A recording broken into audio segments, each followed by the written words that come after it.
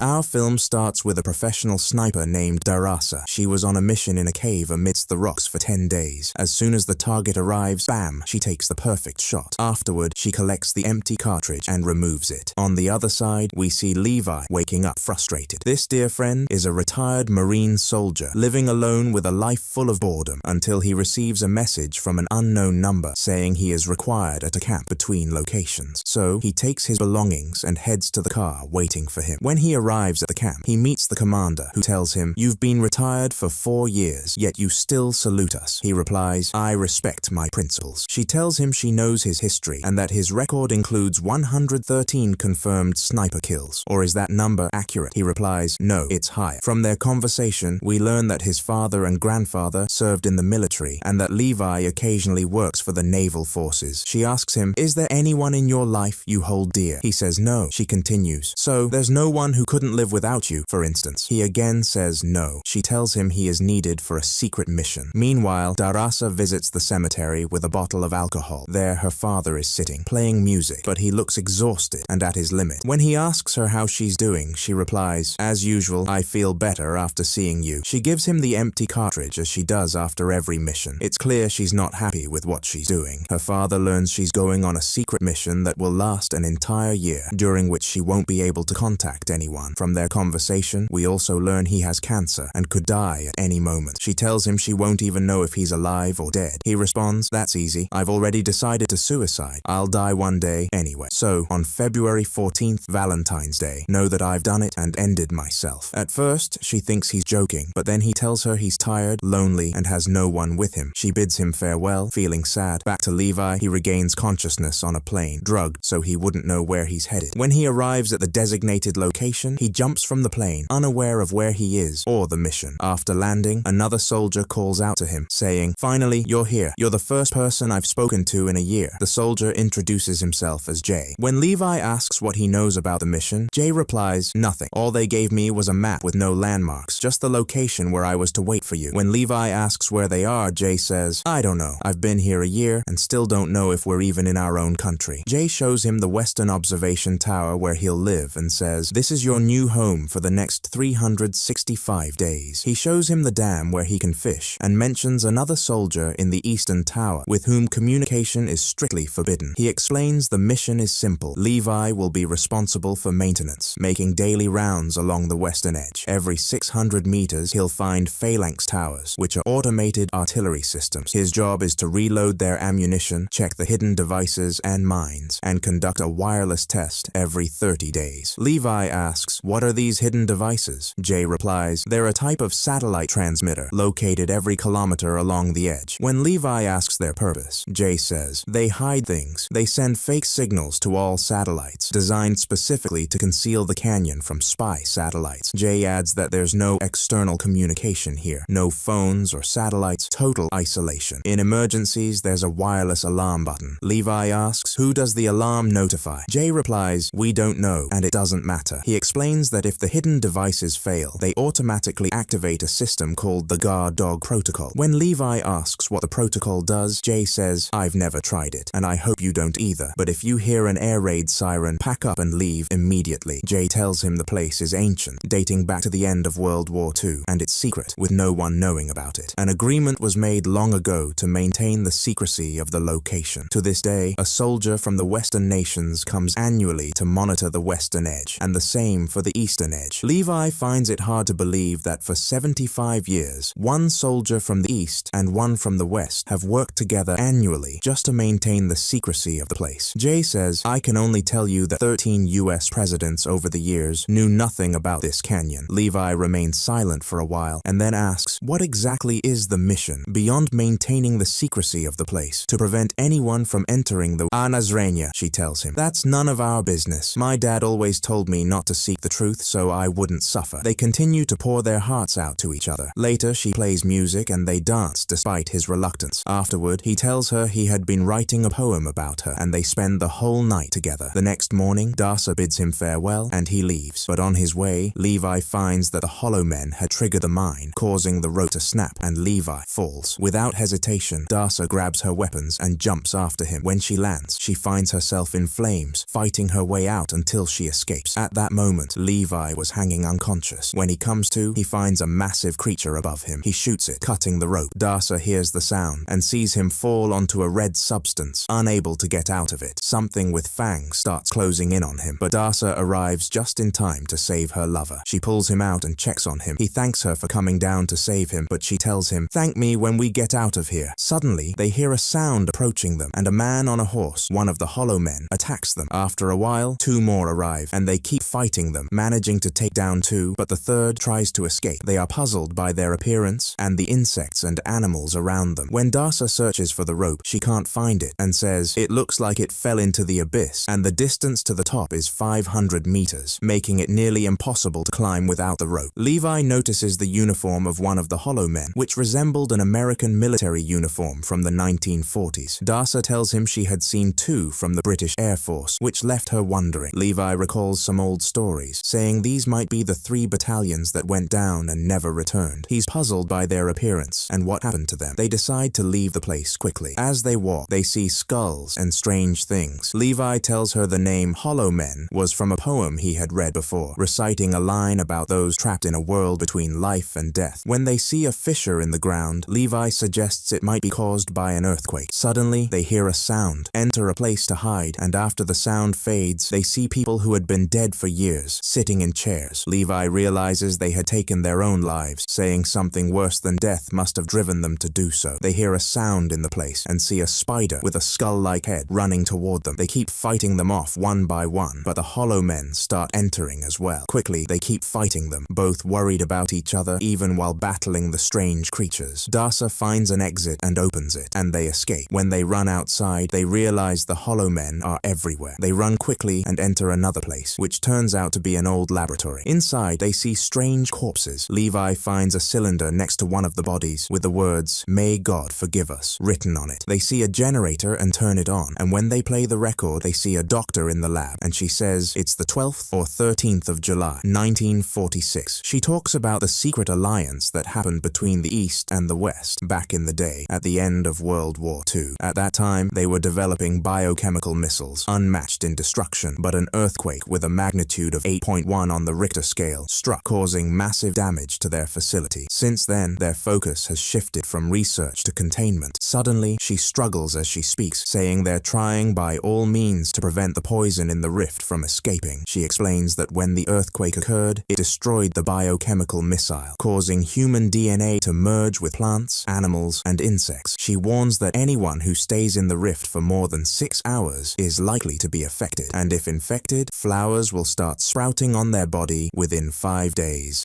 Before finishing, she says they chose this isolated location to try to save humanity from the fate they brought upon themselves. She apologizes, saying, "May God forgive us." He says they must find their way out quickly before 6 hours pass. He sees a door and enters, shocked to find advanced equipment inside, clearly not from the 1940s. When he activates the device, he discovers it belongs to Darklock, a quasi-military organization. He realizes they're not working for the army and that they don't want to destroy the rift because they're studying it. They were collecting DNA samples to create super soldiers. He finds a file labeled The Stray Dog and starts reading. It states that if the rift is exposed, the entire area will self-destruct and the safe zone would be 4 kilometers away. Before leaving the facility, Levi tells Darsa, "If we don't make it out of here, just know I'm glad I met you." As they prepare to leave, she remembers her ammo bag is still outside. She throws a smoke grenade and rushes out to retrieve it, but suddenly she feels herself being dragged by her legs. It turns out they had set a trap for them. She struggles to free herself, but unfortunately, she gets hit and loses consciousness. Levi tries to catch up with her, running desperately. After a while, we see Darsa regaining consciousness. She fights until she frees herself and attempts to attack it. After several tries, she manages to set it on fire. Just as it's about to strike her again, Levi saves her. She runs to him and throws herself into his arms. They realize the creature attacking her was Captain Bracho, the first soldier stationed at the Western Tower, who was part of the Hollow Men. Levi tells Darsa they're in a biochemical missile facility and the storage rooms are their only way out. They enter the missile storage area where the earthquake years ago caused leaks. They see strange creatures fuse together and carefully walk among them, but Darsa accidentally steps on part of one, causing it to stick to her back. This seems to wake the creatures up. They grab her and Levi tries to fend them off with his weapon. When they're overwhelmed, Darsa throws a grenade, setting the creatures on fire. They escape and climb a staircase to another area with vehicles. Levi is thrilled, saying, "I know how we'll climb without ropes. These old jeeps have strong winches. We'll use them as automatic climbing ropes." They connect the battery and use the jeep to ascend. Levi ties the rope to the jeep's winch, while Darsa fends off the Hollow Men. They activate the jeep, which lifts them slowly. The Hollow Men don't give up, attacking as much as they can. Darsa places a toolbox on the accelerator and jumps down to help Levi. They fight off a large group, but one of them jumps on Levi. He quickly saves himself before falling. but the fuel tank gets punctured. Levi throws a spark, setting the creatures ablaze. However, the fire spreads to the rope and fuel tank. Thankfully, they escape unharmed. When they reach the top, Levi tells her they need to go into quarantine for 5 days, just in case anyone is infected. He mentions they were chosen for this mission because they had no one to live for. Looking at her, he says, "But now everything has changed. I have something to live for." She replies, "Then let's escape together. We'll go to France and live there." He says he wants to go with her no matter what, but first they must destroy this place. They agree to destroy the rift. The next morning, Darsa fires a grappling hook to the other side. Levi climbs down and returns to his position. When he tests the radio, the commander asks, "Did you enter the rift and activate our device?" He says no. She replies, "Then it must be the Eastern Observer. Your mission is to eliminate him." Levi reluctantly agrees, saying he saw the Hollow Men. She explains the goal of their research is to create an unbeatable American force. Levi pretends to agree. After the call, she contacts her men, ordering preparations for the morning, saying Levi is out of control. She saw him and Darsa on the surveillance cameras, claiming she chose him and will be the one to eliminate him. The next morning, Levi and Darsa execute their plan together, but they hear the sound of a plane approaching. Levi tells her to run quickly. When the commander arrives, she finds Levi missing from the tower. She orders her men to activate the quadcopter, instructing them to move 4 kilometers away from the rift for safety when they destroy it. As the planes attack, they prepare to strike back, and this is what the Stray Dog Protocol will do. When the leader hears the siren, she takes those with her and quickly retreats. They only had 2 minutes. While they continue running to cover the 4 kilometers, the rocket indeed hits the target. The unfortunate one doesn't manage to escape with her men. Meanwhile, Levi falls into the river and loses consciousness. Andressa takes some time to herself to focus on something essential and ensure it's done right. 5 days pass, and she confirms everything is fine. Later, we see her in France. She opens the letter Levi had given her, telling her to open it if he didn't return. She reads the poem he had written for her. We then see her, dear viewer, working in a restaurant. When she turns around, she sees Levi in front of her. She runs to him and hugs him, and that's how the movie ends. Like the video, and don't forget to subscribe. See Later, Howard Stark finds the Tesseract and searches for Steve's location but cannot find him. He gives Carter Steve's file and informs her that the Super Soldier Project has been completely halted since Steve's blood was the only source of the serum. 70 years pass, and Steve wakes up to find himself in a room with an old radio playing a game he had watched before. Realizing something is wrong, a woman enters, and when he asks where he is, she tells him he's in a training facility. He realizes she's lying and calls the guards. Steve fights them, destroys the place, and steps out into a world vastly different from his own, more advanced in every way. Nick Fury appears and tells him the setup was to ease the shock since he had been in stasis for 70 years. Steve is stunned upon hearing this. The story continues with Steve trying to adapt to his new life, meeting Sam during a run, and constantly outpacing him, teasing him. After the run, they greet each other and become acquainted. Later, Natasha arrives and takes Steve with her on a mission to rescue hostages from a ship. The person with them explains the mission, showing pictures of the hostages, including scientists and officers. Captain America devises a plan and assigns Natasha her role. They arrive at the location by plane, and Steve jumps off without a parachute, surprising a soldier who remarks that Steve didn't wear one. The commander responds, "He doesn't need one." Steve boards the ship, taking down all the guards with his incredible strength. Natasha and the rest of the team arrive, freeing the hostages. Steve contacts Natasha, who isn't at her post. A mysterious man appears, engaging Steve in a fierce fight. The man is very strong and provokes Steve, who grows frustrated and defeats him. Steve then finds Natasha extracting data from the ship, unaware of her mission.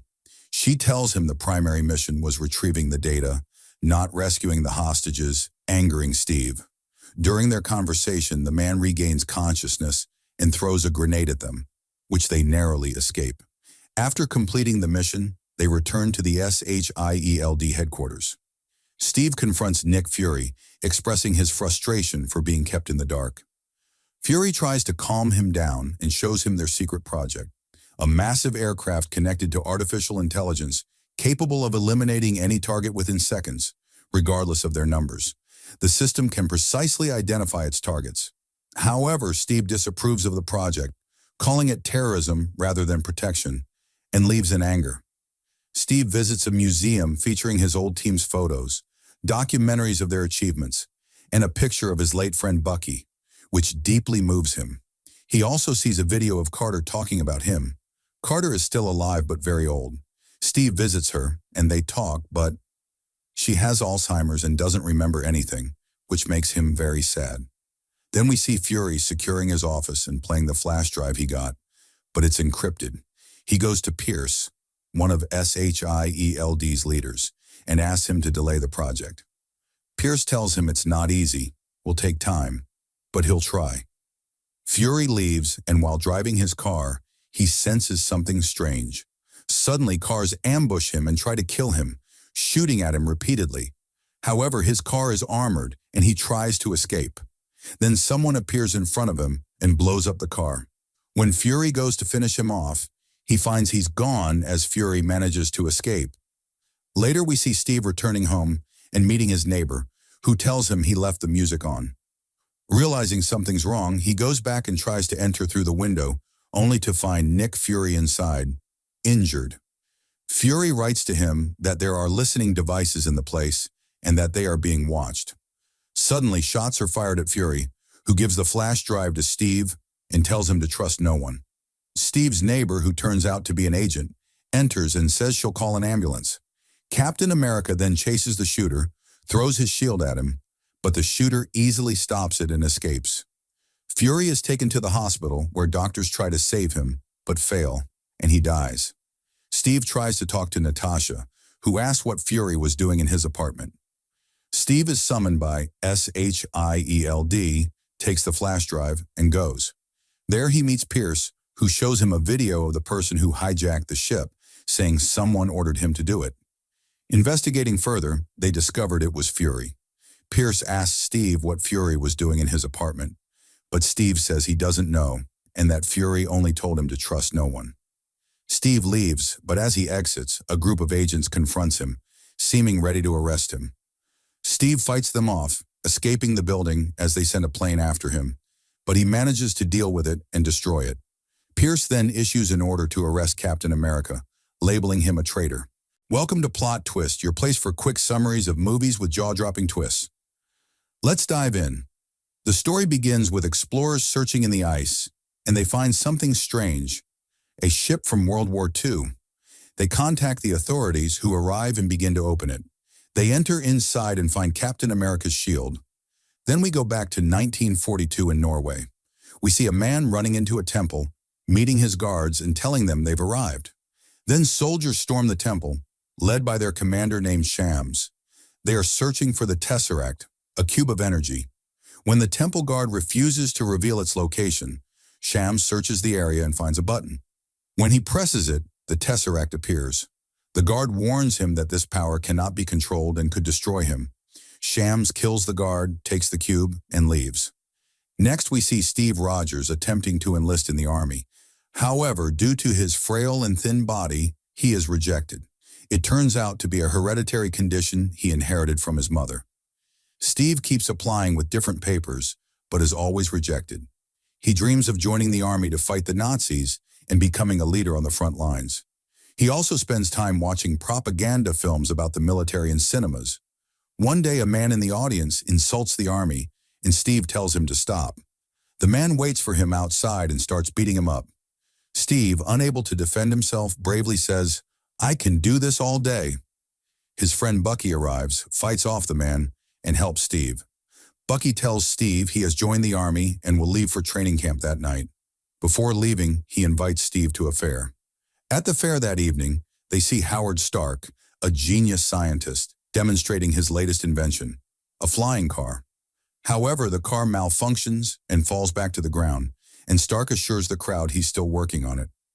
Steve notices a recruitment booth for Army volunteers. He stands in front of a uniform looking small in comparison and tells Bucky he won't give up on enlisting. Steve speaks passionately about his dreams of leading the Army in battle. Dr. Abraham Erskine overhears him and is impressed by Steve's determination. Bucky says goodbye and leaves. Steve goes to enlist again, and Dr. Erskine approaches him, asking why he has applied 5 times with different papers. "Do you want to kill Nazis?" he asks. Steve Steve replies, "I don't want to kill anyone. I just want to be something." Dr. Erskine tells him about a special project, and Steve agrees to join without even knowing the details. He is accepted into the army and is overjoyed. Meanwhile, at Hydra's headquarters, we see Dr. Arnim Zola working with Shams. Using the Tesseract, they develop extremely powerful weapons fueled by its energy. Steve arrives at training camp with other soldiers. Agent Carter oversees the training and quickly puts one soldier in his place when he tries to act smart. Colonel Phillips informs the recruits that they will undergo numerous tests, and only one will be chosen for the Super Soldier Project. During the tests, Steve struggles and fails most of them. In one test, the soldiers are challenged to retrieve a flag from a tall pole. None succeed, but Steve cleverly pulls the pole down and retrieves the flag. Dr. Erskine arrives, and Colonel Phillips expresses doubts about Steve's suitability due to his physical weakness.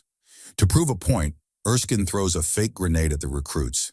Everyone runs away except Steve, who jumps on the grenade to shield others. Erskine tells Phillips, "I told you so." Later, Erskine tells Steve he has been chosen for the project. Steve asks why, and Erskine explains that Steve's inner goodness and lack of malice make him the ideal candidate. He also shares that the serum amplifies a person's inner traits. Evil becomes more evil, and good becomes great. Because Steve knows what it's like to be weak, he will value the strength he gains.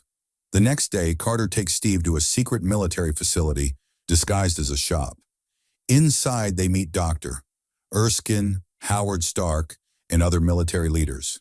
Steve is placed in a machine and injected with the serum. He screams in pain, but when they try to stop, he insists on continuing.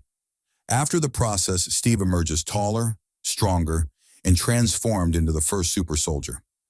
However, a Hydra spy infiltrates the facility, kills Dr. Erskine, and steals the last serum. Steve chases the spy through the city, eventually catching him as he tries to escape in a submarine. The spy swallows poison and dies, destroying the serum. Meanwhile, Shams meets with German military leaders who ridicule his project. In response, he demonstrates the Tesseract-powered weapons and kills them all.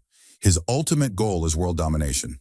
Back at the base, Steve's blood is taken for research, as it contains the only remaining traces of the serum. Colonel Phillips wants to keep Steve confined, but another officer proposes using him for propaganda to boost morale and attract recruits. Steve becomes Captain America, performing in shows and films. One day, soldiers mock him, and Steve feels disheartened. Agent Carter encourages him, reminding him of his potential. News arrives that the 107th Infantry Division, including Bucky, suffered heavy losses in a battle with Hydra. Steve asks Colonel Phillips for permission to rescue them, but Phillips refuses. Determined, Steve goes alone with Carter and Stark's help, parachuting into Hydra's base. He fights Hydra soldiers, discovers their advanced weapons, and frees the captured soldiers. When he asks about Bucky, he is told Bucky is being held in another section of the base. Steve goes to find him. So he tells him, "I left you thin," and he sees a map with all of Hydra's locations.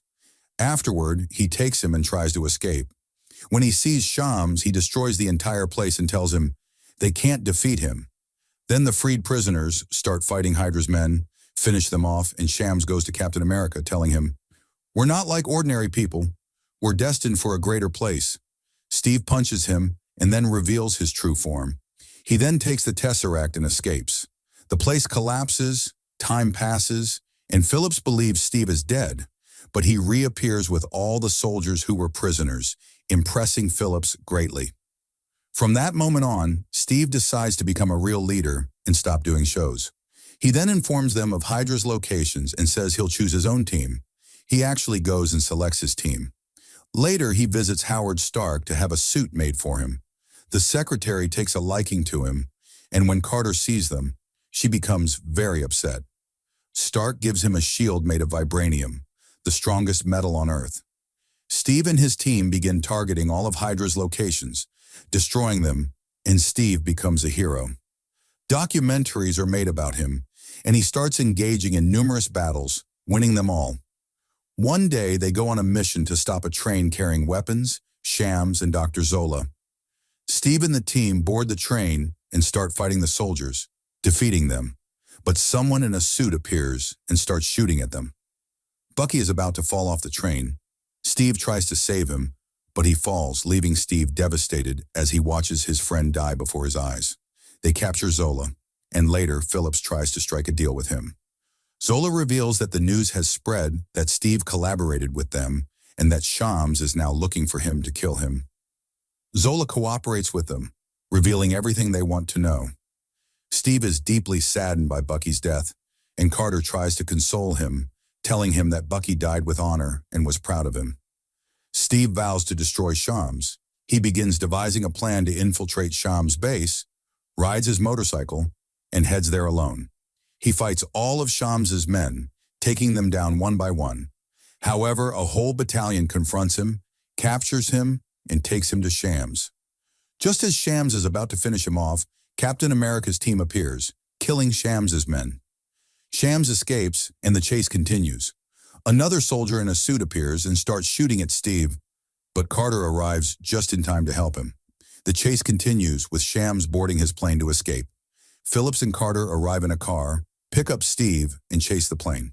Steve manages to jump onto the plane, enters it, and begins fighting Shams' men, defeating them all. The plane is loaded with high-energy weapons headed for New York to destroy it. Steve confronts Shams, and during their fight, the weapon containing the Tesseract is destroyed. Shams grabs it, and it destroys him. Steve contacts Carter, telling her there's no time and that if the plane reaches New York, it will cause massive destruction. He decides to crash the plane into the ocean, sacrificing himself. He tells Carter he wished he could have danced with her and promises to meet her next week at a restaurant if he survives. He tells her he doesn't know how to dance, and she replies, "Just be there, and I'll teach you." Steve crashes into the ocean, and Carter is deeply shaken by his loss. Steve goes to the hospital to retrieve the flash drive, but finds Natasha has taken it. When he asks her if she knew Fury was behind the ship incident, she says she knew and that Fury did it because he needed to understand what was happening within SHIELD, suspecting it had been infiltrated. She tells Steve she knows who killed Fury and had faced him before, calling him the Winter Soldier. Meanwhile, Pierce holds a meeting with SHIELD's board members, urging them to activate the project immediately.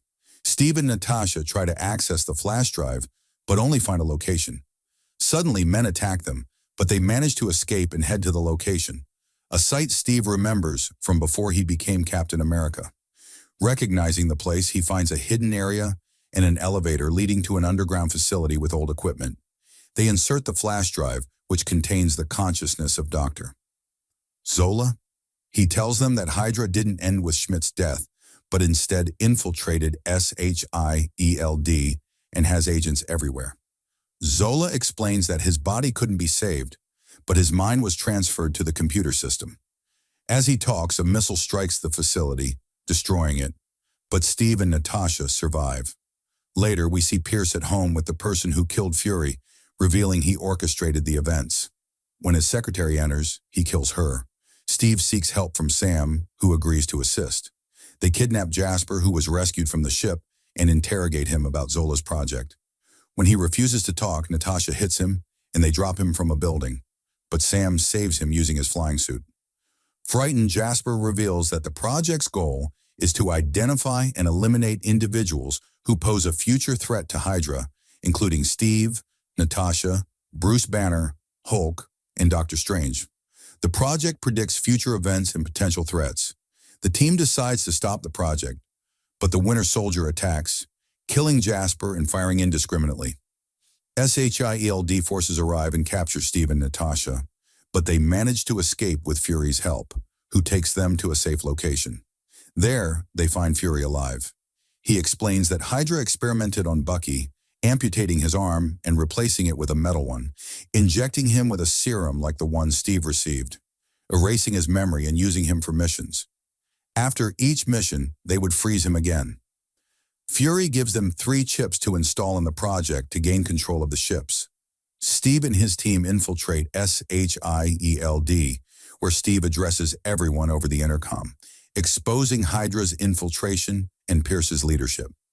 He urges them not to activate the project, as it would lead to the deaths of many innocent people. The SHIELD agents decide to help, Rumlow tries to activate the project but faces resistance and fights off agents, managing to start it and escape. Steve and Sam head to install the chips, while Pierce meets with the board members to convince them of the project's necessity. When they refuse, Natasha, disguised, intervenes, taking down Pierce and his guards. She decides to upload all SHIELD and Hydra files online, exposing the truth to the world. Fury arrives and helps her. Steve and Sam install 2 of the chips, but the Winter Soldier appears, destroying Sam's wings and knocking him to the ground. Steve and Bucky fight, with Steve trying to remind Bucky of who he is. Despite this, Bucky continues to attack. In the end, Steve manages to install the final chip just in time, causing all Hydra ships to be destroyed. As Bucky is about to die, Steve saves him, but Bucky keeps attacking. Steve tells him he won't fight back because they're friends. So Bucky hits him, the place gets destroyed, and Captain America falls into the sea. But Bucky jumps after him and manages to save him, pulling him out of the water before leaving him and walking away. Meanwhile, Pierce tries to kill Natasha, but Fury shoots him and finishes him off. Fury then boards a plane and is saved by Sam. After some time, all Hydra agents are arrested. Fury tells Steve that, in the eyes of the public, he is now dead, but he will continue working in secrecy, which will be better. He then leaves. Later, Natasha gives Steve a file on Bucky, and he decides to search for him. At the end of the film, we see Hydra agents who are still operational, conducting experiments using Loki's scepter. We also see them holding 2 siblings with supernatural abilities. I hope you enjoyed it as much as I did. If you did, make sure to subscribe for more awesome content. Thanks for watching. Welcome to Plot Twist, your place for quick summaries of movies with jaw-dropping twists. Let's dive in. The series begins with a strange event happening for the first time in history. 43 women around the world give birth on the same day. The odd thing is that none of them were pregnant beforehand. For instance, one woman, who wasn't pregnant, becomes pregnant as soon as she enters a swimming pool and gives birth shortly after. This phenomenon spreads quickly, grabbing the attention of newspapers and news outlets. The news reaches an elderly scientist named Harry, who believes that these children, born without fathers or pregnancies, will one day save the world. Harry decides to gather these children, compensating their parents generously to give them up. However, Harry manages to find only 7 of them. He takes the 7 children to live with him in his mansion. To make it easier to address them, Harry names them by numbers, from 1 to 7. He introduces them to Agnes, a robot he invented to take care of the children and act as their mother. Harry also has a talking chimpanzee assistant, Pogo. Harry discovers that each of the 7 children possesses a unique superpower, except for number 7, named Vanya. Believing that Vanya cannot help save the world, Harry isolates her from the group. He trains the others to discover and control their powers, giving them matching school uniforms to distinguish them from other children. He names the group the Umbrella Academy. The children grow up and, by the age of 7, are already defending the world and fighting crime, such as bank robberies. They achieve great fame, and other children their age wish to join them, even though they lack superpowers. For example, one boy approaches Harry, asking to join after witnessing the group save a bank from attackers. However, Harry angrily rejects him, embarrassing him in front of others. By the time the children turn 13, they have strong control over their abilities and are eager to learn more about themselves. Number 5, who can teleport through time, is particularly curious. He asks Harry for permission to time travel, but Harry refuses, warning that it could damage his mind. Defying Harry, Number 5 travels to the future without telling anyone. However, he becomes trapped in the future and cannot return. 12 years pass. Harry is now living alone in his mansion with Pogo and Agnes after the children, except for number 1, Luther, leave him. Luther continues to carry out missions for Harry. During one mission, Luther is severely injured and on the brink of death. To save him, Harry injects him with a serum that gives him the body of a gorilla. Later, Harry sends Luther to the moon to report on its soil and rocks and to keep him away from humans, as Luther faces bullying due to his appearance. Each of the children has pursued a different life away from the academy. Number 2, Diego uses his knife-throwing skills to help people whose homes are under attack. He also assists the police with cases, motivated by his affection for a detective named Patch, though they are no longer together. Number 3, Allison marries a man named Patrick. with whom she has a daughter named Claire. She becomes a model and actress, using her power to control people's actions by whispering commands into their ears. However, she loses custody of her daughter after using her power on her, leading to her husband filing for divorce. Number 4, Klaus becomes a drug addict and spends most of his time in rehab. His power allows him to summon the dead, and he frequently summons his deceased brother. Number 6, Ben. Ben had died during one of their missions to protect the world. His power allowed him to grow 8 tentacles like an octopus. Number 7, Vanya becomes a violinist in an orchestra and gives private lessons at home. She suffers from lifelong marginalization, just as Harry had treated her, because everyone believes she lacks superpowers. 4 years pass, and Luther is still on the moon when he receives a message from Earth informing him of Harry's death. He returns to Earth, and the siblings reunite at Harry's mansion. Though they miss each other, none of them liked Harry, their adoptive father. Luther searches Harry's office, suspecting foul play in his death. He notices that Harry's monocle is missing, which is unusual since Harry never removed it. Luther decides to investigate the missing monocle before burying Harry. Before the burial, something strange happens in the mansion's backyard. The siblings rush outside to find a blue time portal.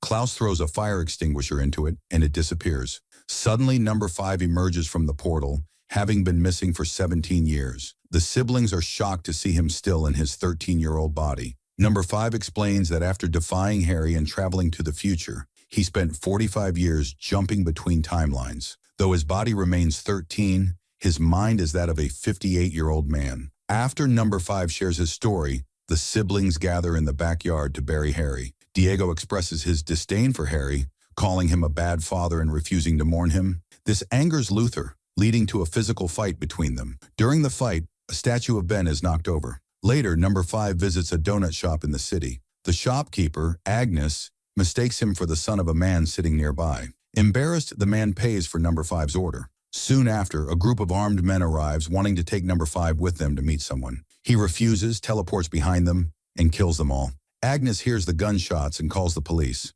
When the authorities arrive to investigate, Agnes tells them no one was in the shop. The donuts, a small child, and his father were there, and she went to get something from her office. When she came back, she found these bodies. Later, number 5 discovers that these people reached him through something in his arm. He cuts his arm with a knife, removes it, throws it away, and goes to Vanya's house to wait for her to return.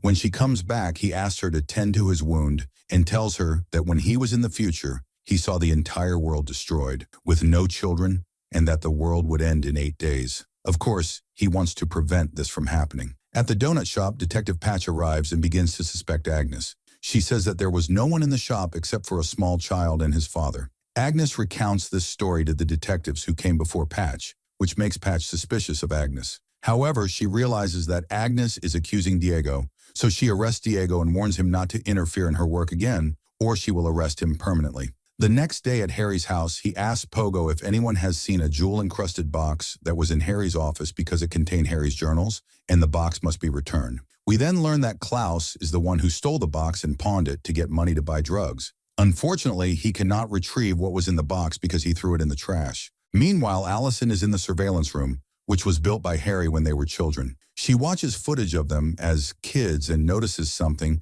while watching a video from the day Harry died. She finds that Grace was in Harry's room at the time of his death, which makes Allison suspicious of her. Later, number 5 goes to an auto repair shop, where someone who was with him during the incident at the donut shop works. He finds 2 people torturing the worker, thinking he is number 5. These 2 are assassins named Cha-Cha and Hazel, and their mission is to kill number 5. At the same time, number 5 is in a medical lab that manufactures artificial eyes. He asks the doctor to provide information about an eye he found in the future, but the doctor refuses, citing confidentiality. Number 5 then asks Klaus to help him by pretending to be his father in the lab in exchange for $20, which Klaus plans to use to buy drugs. Klaus agrees and they go to the lab, but the doctor refuses to give them any information. Klaus hits number 5 on the face and breaks a glass over his head, causing him to bleed. The doctor threatens to report them to security. Reluctantly, the doctor searches his files for the name associated with the eye and finds something strange.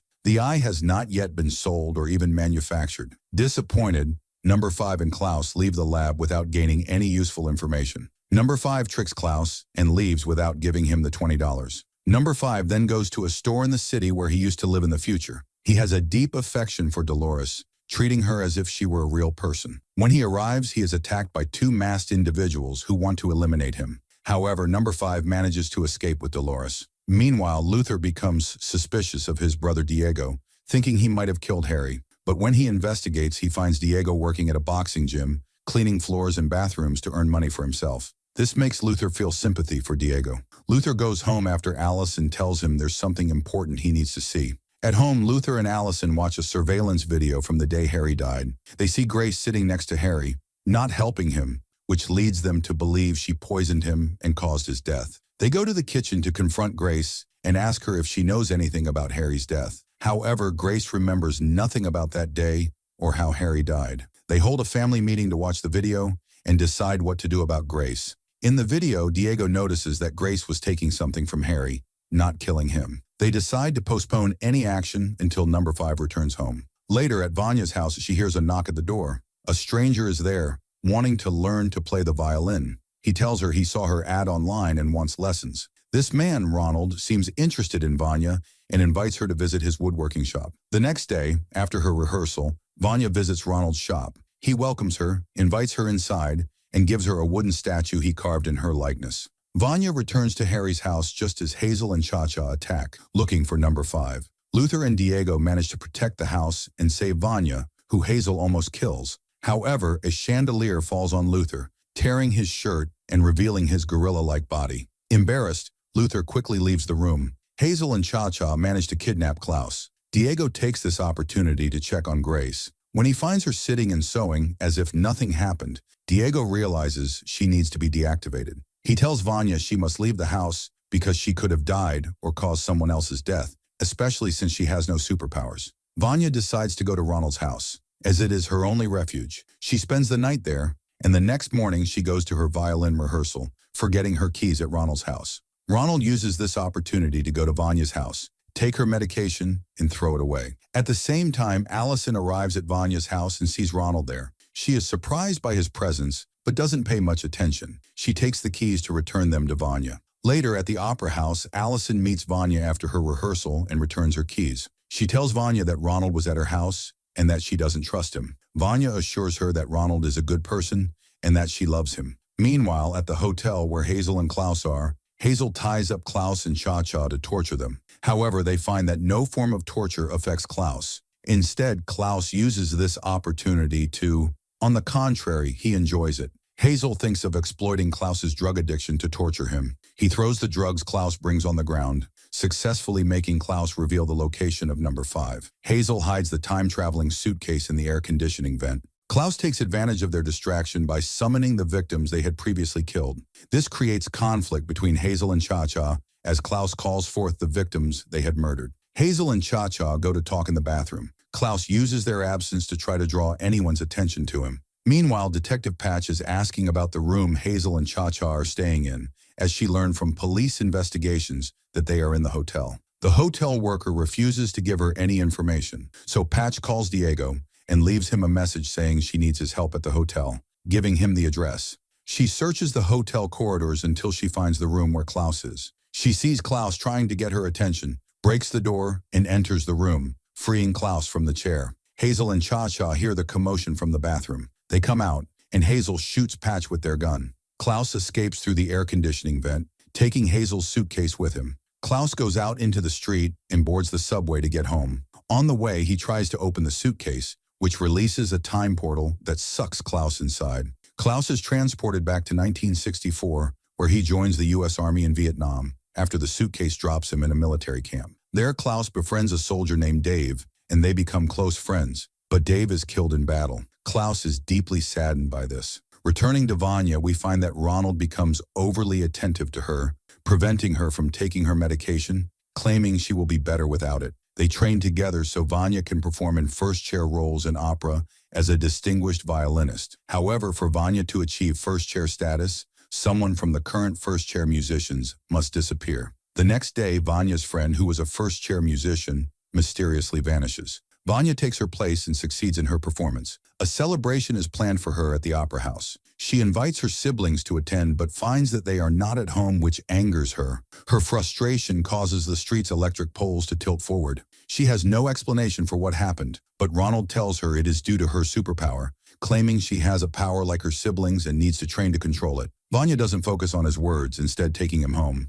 That night, they go out on a romantic date. At the end of the day, they are harassed by 3 vagrants who stand by their car and attack Ronald, knocking him to the ground. Vanya becomes enraged, releasing a sonic wave that throws the 3 men far away. She takes Ronald to the hospital, where he wakes up the next day. It is revealed that Ronald lost an eye in the incident. He wants to leave quickly, knowing the men who attacked him are dead, which would lead to a case against him. He flees with Vanya to his grandmother's house in the countryside, where they stay. There, Ronald helps Vanya train to control her powers and prepare for her opera performance. He teaches her to focus on a single sound, like the sound of water, to activate her abilities. Meanwhile, Klaus returns from his time travel journey to his original time with his family. He suddenly appears on a public bus, looking sober and alert, unlike his usual state. Klaus gets off the bus and discards a suitcase he stole from Hazel and Cha-Cha, which explodes, destroying its time-traveling capabilities. Klaus then goes to Luther's house and tells Number 5 about his time travel experience,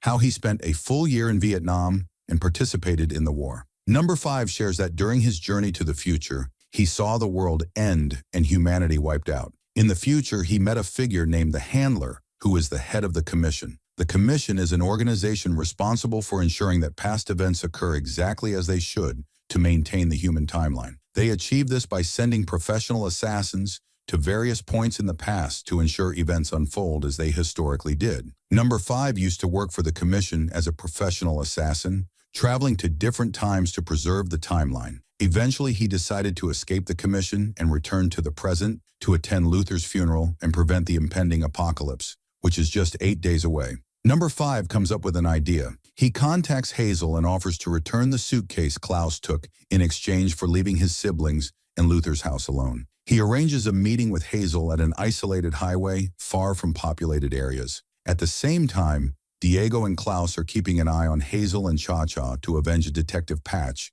whom they killed. Luther and Number 5 head to the meeting spot with a fake suitcase. Before meeting Hazel and Cha-Cha, Diego drives a large truck and attempts to run them over. However, they shoot at him and suddenly time freezes. Everything stops except for Number 5, and the Handler appears. She offers Number 5 a deal to return to work for the Commission in an administrative role in exchange for ensuring his family doesn't die. Number 5 agrees and travels to the future with her. At the Commission, Number 5 begins his job, tasked with resolving cases that previously affected humanity and sending messages to the organization's assassins to carry out their missions. Number 5 quickly excels in his role and resolves his first case efficiently. He then takes advantage of the Handler's distraction to send a message to Hazel, instructing him to kill Cha-Cha, and another to Cha-Cha, instructing her to kill Hazel. At the end of the world, he finds a message written, Hazel and Cha-Cha, stating that they must protect someone named Jenkins. Number 5 learns that Jenkins is responsible for the end of the world,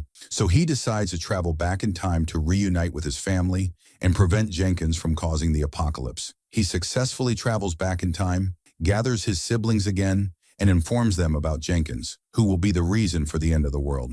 Later, we move to the donut shop where Hazel regularly visits to get closer to Agnes, the shop owner. One day, while watching birds in the sky, Hazel asks Agnes to leave her job and travel with him to the countryside, to which she agrees. That night, Hazel receives a message from the Commission ordering him to kill Cha-Cha, but he hesitates as he doesn't want to kill his partner. Simultaneously, Cha-Cha receives a message ordering her to kill Hazel. She waits until Hazel is in the bathroom, breaks the door, and shoots at him. However, Hazel escapes and ties Cha-Cha to the ground, refusing to fight her. He leaves her and goes to Agnes to prepare for their journey to the countryside. Cha-Cha manages to free herself and follows Hazel to the countryside, arriving at the house where Hazel and Agnes are staying. She attacks them, attempting to kill both Hazel and Agnes. During their confrontation, Agnes reveals that she didn't send the message to kill Hazel and that it was Number 5 who orchestrated it. She tells Hazel that after this mission, she will let him live peacefully with Agnes and retire from the Commission. Hazel and Cha-Cha then decide to kill Number 5 to ensure events unfold as they originally did. Meanwhile, Number 5 works to protect Vanya, his sister, from being harmed by their siblings.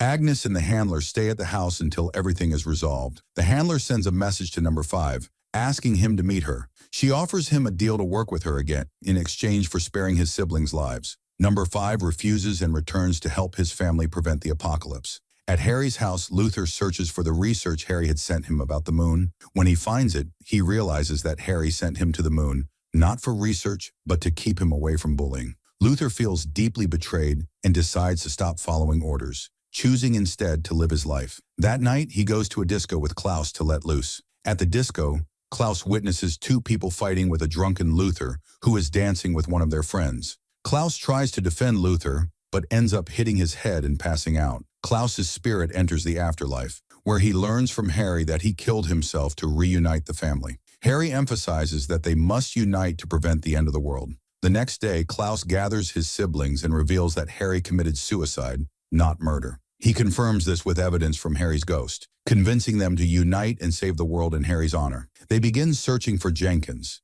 the owner of the eye that Number 5 found. They discover from police records that Jenkins is actually Ronald, Vanya's partner. Meanwhile, Vanya continues training to use her powers, feeling anxious as her big concert approaches. Allison visits Vanya to warn her about Ronald, revealing that his real name is Jenkins and that he is responsible for the apocalypse. Allison urges Vanya to leave him, but Vanya refuses, as she loves Ronald and doesn't believe Allison. When Allison tries to use her powers on Vanya, Vanya retaliates with her abilities, injuring Allison's throat with a blade.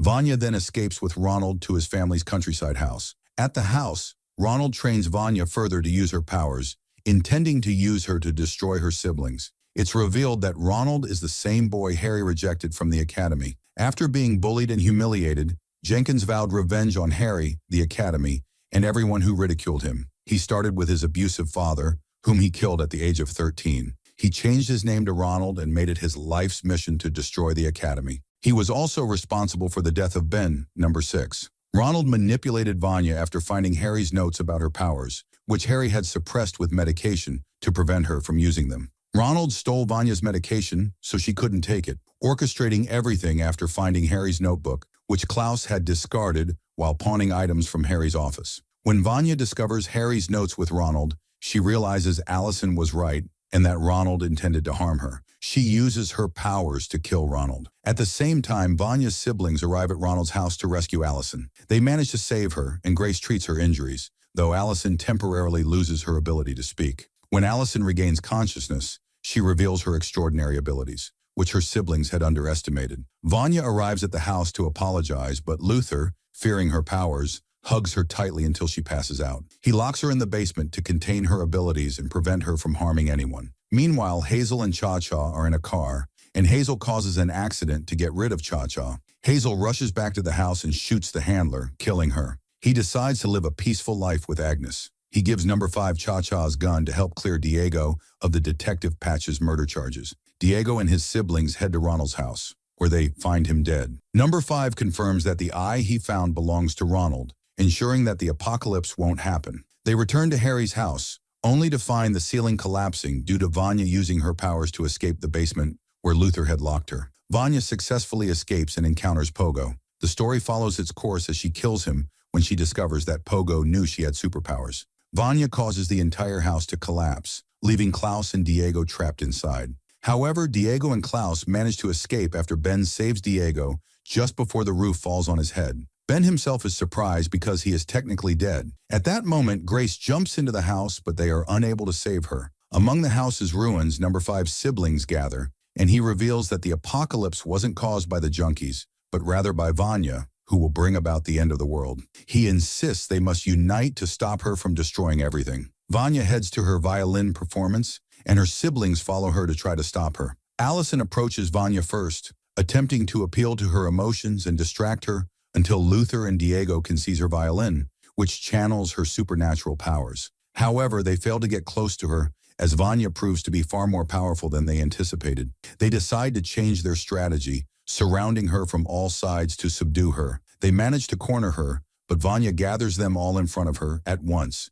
preparing to eliminate them. Suddenly, Allison comes from behind and shoots her. A burst of energy erupts from Vanya, striking the moon and causing it to shatter. Fragments of the moon fall toward Earth. At this point, Number 5 declares that the world will end regardless, and there's only one way they can survive, by traveling through time with him. They agree and travel with him, concluding the first season. If you enjoyed the video, don't forget to subscribe to the channel and hit the notification bell to get more. Welcome to Plot Twists, your place for quick summaries of movies with jaw-dropping twists. Let's dive in. The story begins in an ancient time where humans and other creatures, called orcs, coexist. Wars erupted between them, devastating the land and claiming countless lives on both sides. These wars lasted for a long time, but eventually ended in peace. However, now both sides face a new, mysterious danger, known as the Fel, or green magic. The catastrophe lies in the fact that this magic has affected both sides, causing strange and significant changes in them, turning them into savages. The one narrating this story is Durotan, the leader of an orc tribe, who now feels guilty for bringing his tribe into this danger, unaware of the consequences. At the same time, his wife Draka, heavily pregnant in her last months, is by his side. He tells her to hide her pregnancy because they must travel to a new war. The next morning, all the orc tribes gather to prepare for war. Durotan speaks with his friend Orgrim, telling him that all the orc tribes are ready and equipped with massive forces. Orgrim responds, saying it looks like a war of annihilation. Then we see Gul'dan, the terrifying creature who is their leader and the source of the green magic. He gathers them all to deliver a speech, explaining that the fuel for his magic comes from the souls of living humans. Therefore, they will invade new lands and take all the souls there. He announces that they now have enough souls to give them the strength needed for this new war. Suddenly, a green light appears, extracting the souls of people trapped in cages, forming a massive portal between the mountains using the power of these souls. Gul'dan orders everyone to pass through it. The orcs rush toward the portal, and when it is Durotan and his pregnant wife's turn, he enters first, followed by her. However, she experiences immense pain as she crosses to the other side, revealing her pregnancy to everyone. Durotan runs to her, but Gul'dan's assistant, Blackhand, stops him, scolding him for bringing his pregnant wife. At the same time, Draka goes into labor, and Gul'dan himself assists her. She gives birth to a boy, but unfortunately, the baby is still born due to the magic's energy they cross through. Gul'dan takes the child and uses the soul of a deer wandering nearby to restore the baby's life. Everyone rejoices, and Gul'dan declares that a new warrior has joined their army. The scene shifts to a distant city where a strong warrior named Lothar is at a weaponsmith's shop. The smith offers him a new weapon resembling a gun, but firing explosives instead of bullets, capable of destroying anything in its path. Lothar takes the weapon to examine it. At that moment, they receive a message from the city's king, informing them that their cities are under attack, and their people and soldiers guarding the borders are being killed. Lothar realizes he must return to the capital to fulfill his duty in the army. He goes to investigate the dead soldiers and learns that an entire squad was killed in a strange and brutal manner. Even stranger, they detained a man who was examining the corpses. Lothar goes to interrogate him and discovers a peculiar mark on the man's armor, identifying him as a mage. The mage casts a spell to protect himself and requests a chance to examine the last corpse, claiming it holds the secret to identifying who attacked the soldiers. Lothar agrees, and as the mage examines the body, green smoke suddenly emerges from it. The mage insists they must immediately summon the guardian Medivh, but Lothar tells him only the king can summon the guardian. They head to the capital to inform the king. At the king's palace, the king questions his advisors about the gruesome deaths and the abductions of survivors. The mage named Khadgar explains that the secret lies in the green magic, shocking everyone. He reveals that he is a mage trained by a powerful master and came here because he sensed the presence of evil that threatens to destroy everything. He urges them to summon the guardian Medivh immediately to save them. While they are talking, a nearby city is attacked and set ablaze by the enemy. The king orders Lothar to go to the guardian and gives him the royal ring as a sign of authority. Lothar takes Khadgar with him, and they use one of the king's giant birds to travel quickly. Meanwhile, Gul'dan and his forces finish conquering a new city, capturing its inhabitants to harvest their souls. Durotan, however, is unhappy with these actions, seeing them as dishonorable and destructive. At the same time, Lothar and Khadgar arrive at the Guardian's fortress and meet Moroes, the Guardian's assistant, who takes them to meet Medivh. Khadgar marvels at the fortress's size and its vast library of books. Inside, they find Medivh sculpting a massive clay statue, which he plans to animate with magic and name Golem. Lothar delivers the king's message, urging Medivh to come to the